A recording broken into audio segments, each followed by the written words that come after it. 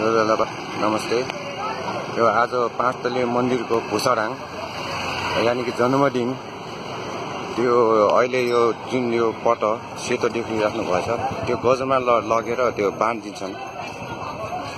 आउनुहोस् एकछिन माथि 5 तले मन्दिर माथि पुग्छौँ।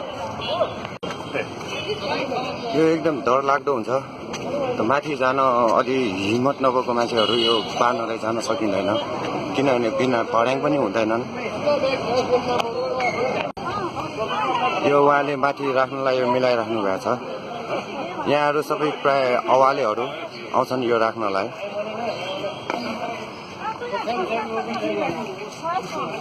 यसरी वर्षको एकचोटि जहिले पनि यो झन्डा राख्ने चलन छ।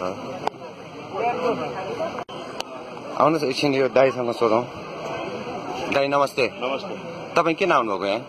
यो आज यहाँ रापोलोको गोचरामा हजुर जन्मदिन र गोचरा हजुर त्यसो झन्डा गाड्नलाई आएको। ए तपाईँहरू सबै अवाले हुनुहुन्छ? अवाले मात्र हुन्छ, अरू प्रवेश गर्न दिँदैन। हजुर अवाले मात्र प्रवेश गर्न दिन्छ।